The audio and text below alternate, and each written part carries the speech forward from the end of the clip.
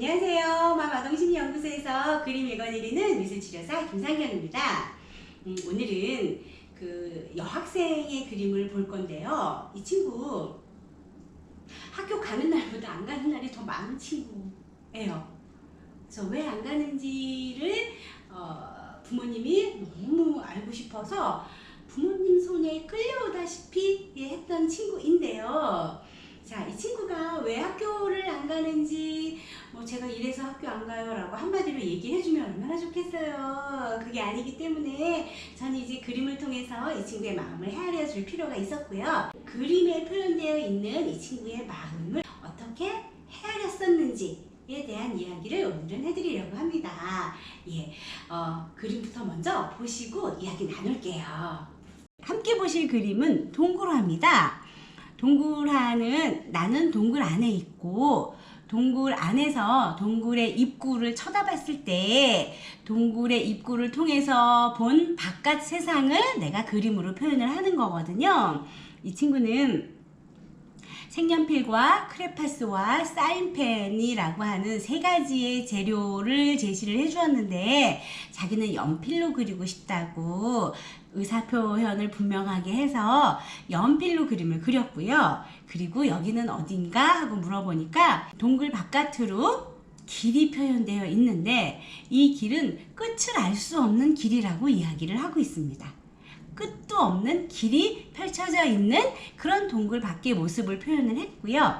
그리고 이 길 양옆에는 초원처럼 풀밭처럼 그런 것들이 있고요. 그리고 동굴 입구에 커다란 나무 두 그루가 있다고 이야기를 해주었는데 동굴에 가려져서 양쪽에 있는 커다란 나무 두 그루는 동굴 입구에 가려져서 끝까지 다 보이지 않고요. 일부분만 보인 나무가 표현이 됐어요. 자, 이런 부분들을 이제 해석을 해줘야 되는데 자, 이 친구에게 동굴 밖의 세상은 어떤 세상일까요? 자연의 세상이에요. 자연의 세상이라는 거는 어떤 의미로 우리가 받아들여 줄 수 있냐면 나는 동굴 안에서 비도 피하고 서리도 피하고 추위도 피하고 있는데 이제 동굴 밖을 나가면 내가 피할 곳이 없는 거예요.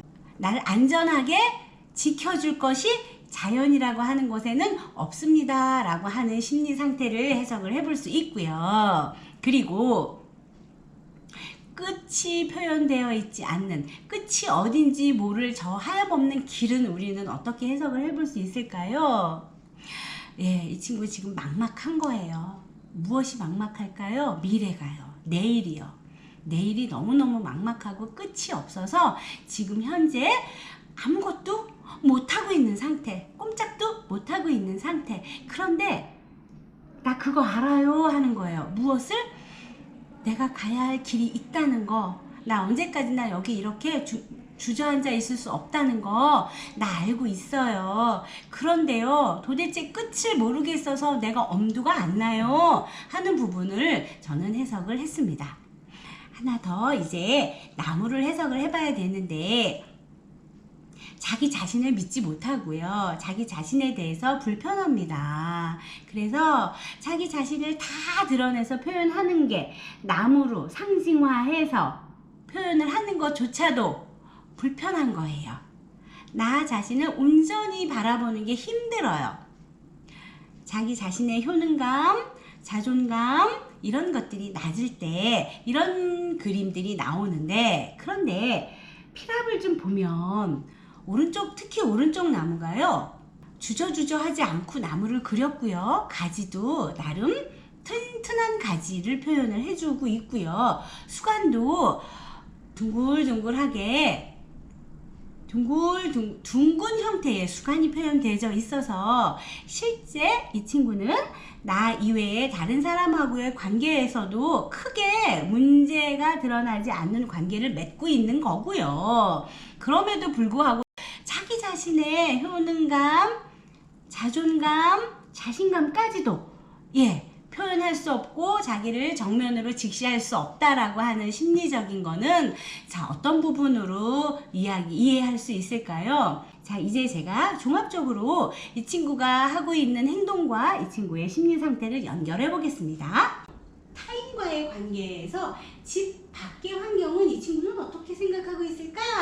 그거를 좀 알아보고 싶어서 동굴화를 그려주기를 요청을 했고, 동굴의 크기는 제가 그려줬고요.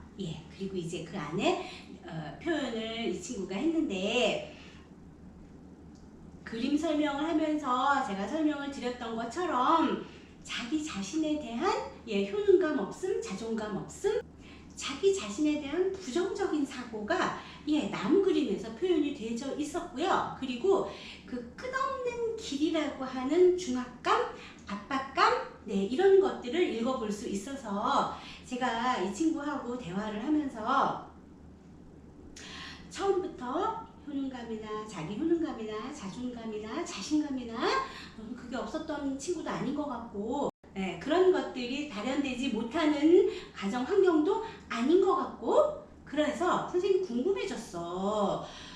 자기 자신에 대해서 갑자기 불편하고 마음에 안 들고 자기 자신을 온전히 다 표현하는 게 쉽지 않았던 건 왜 그랬을까? 계기가 있었을 것 같아. 너는 어디서부터 언제부터? 라고 이제 그 부분을 질문을 하게 됐고요. 그 질문을 통해서 이 친구가 교우 관계에서 경험했었던 그런 많은 좌절들을 이야기를 하기 시작을 했어요. 사소한 거에서부터 출발을 해서 나는 그런 뜻이 아닌데 왜 이런 오해를 받지? 그런 오해를 받았을 때 그거를 적극적으로 해명하고 그거를 문제를 해결하고 하는 경험을 못하고 숨어서 혼자서 조용히 상처받고, 그리고 조용히 상처받는 수준에서 멈추지 않고 그 친구하고 관계가 멀어지고 그 친구들의 모임에서 나 혼자 떨어져 나오고 이런 경험들을 하면서 조금씩 자기 자신에 대해서 마음에 안 들어지기 시작한 거죠. 그리고 다른 사람이 하는 나에 대한 평가에 대해서 이제 불편함을 느끼게 된 것 같아요.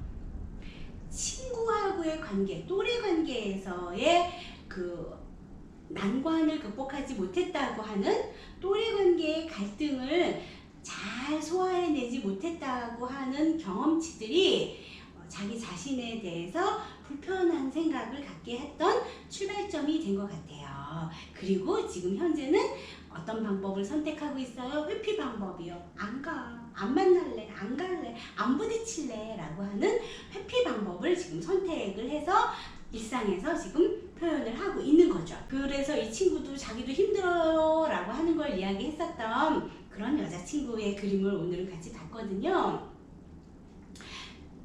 그림에 표현되어 있는 자기 자신의 자아상이 나무에 투영되어서 나 자신의 자아상이 나무에 투영되었고, 그 원인과 그 이유와 출발점을 미술치료사 선생님이, 상담사 선생님이 알아봐주고 함께 고민해준 그런 경험을 이 친구는 이제 하게 되는데, 오늘은 학교 가는 걸 거부하는 친구의 그림에서 또래 관계, 친구 관계에서의 어려움이 원인이 되었구나 라고 하는 걸 그림을 통해서, 대화를 통해서 확인해 볼 수 있었던 그림을 함께 소개했습니다.